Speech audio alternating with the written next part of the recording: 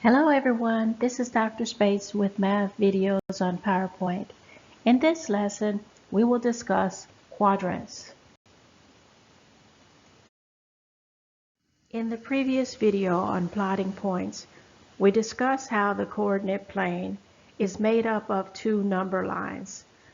We have the horizontal number line, which is called the x-axis, and we have the y number line, which is called the y-axis. The point where these two axes meet, recall that is the point of origin.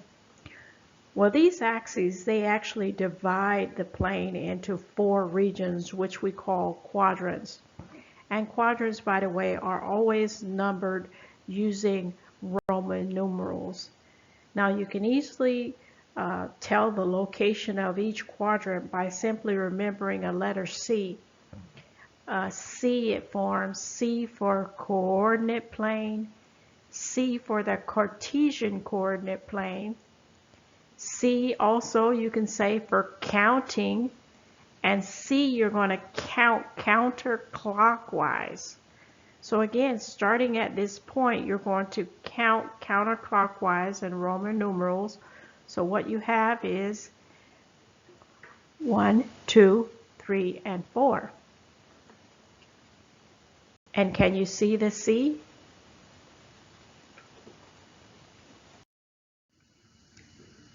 Now, if you're asked to tell what quadrant a point is located in, you should know your quadrants based on the sign and not necessarily based on the number.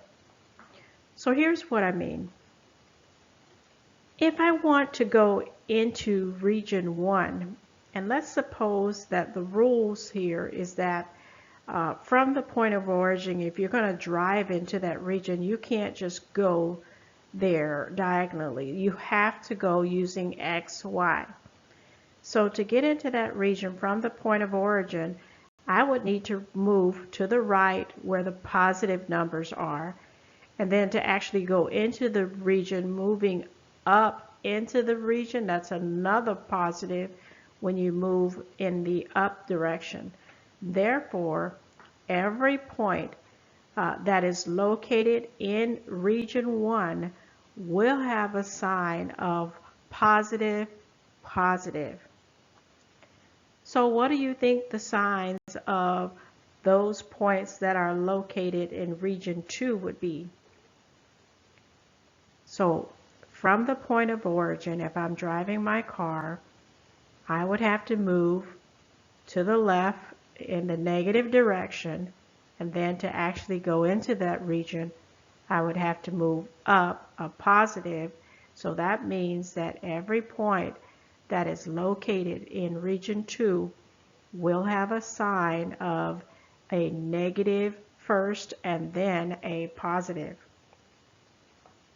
What are the signs for those points that are located in region 3 then?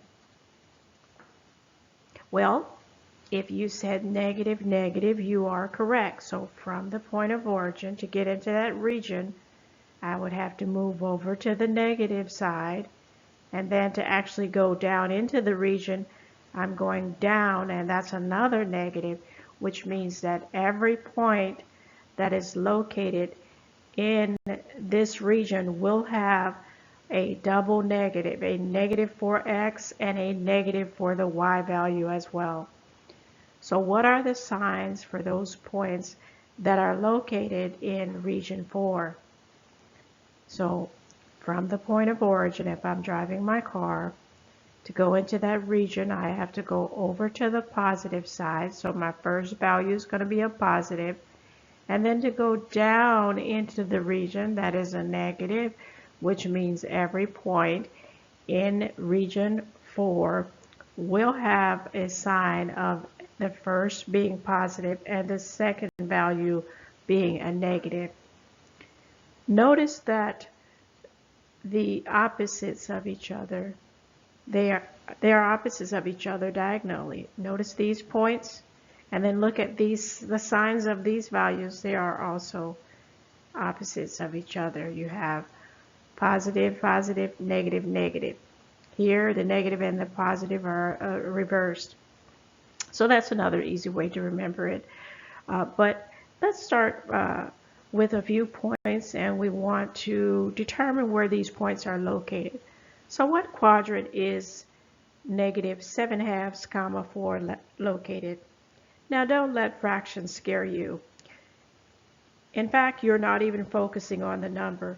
If you just focus on the fact that of that ordered pair, the first value has a negative sign and the second value has a positive sign.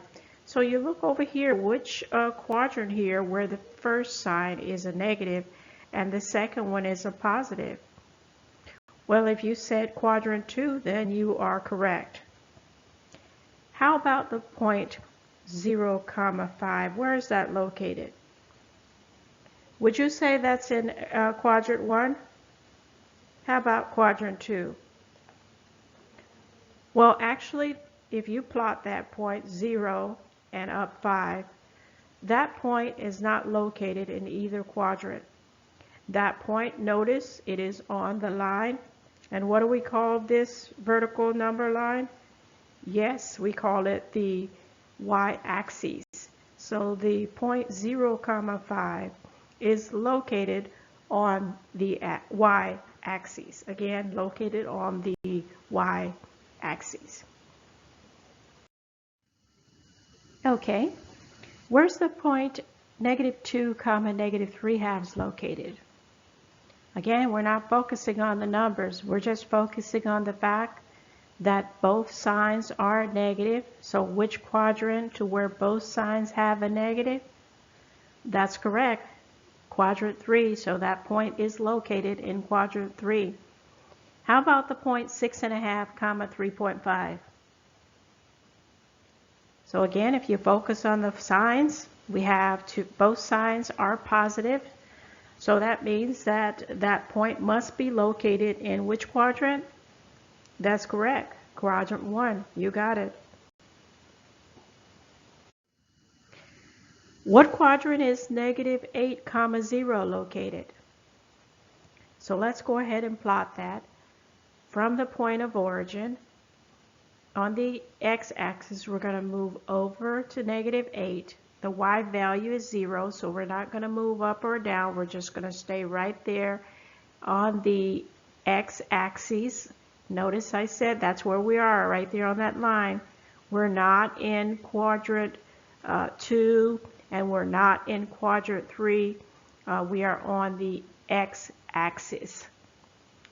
Where is 2, -1.75? So again, if you look at the fact that the numbers, the first one is a positive and the second one is a negative, well, let's just plot that. Let's go over to the positive side and then let's go down to a negative. And you don't even have to worry about these numbers. You would just go positive, negative. You would just go positive, negative, and know that you would be in this region, which is quadrant 4. So know your quadrants based on their signs, not so much their numbers, because on the test you could be given a whole number, a fraction, a decimal, or even a radical. Just know your quadrants by their signs.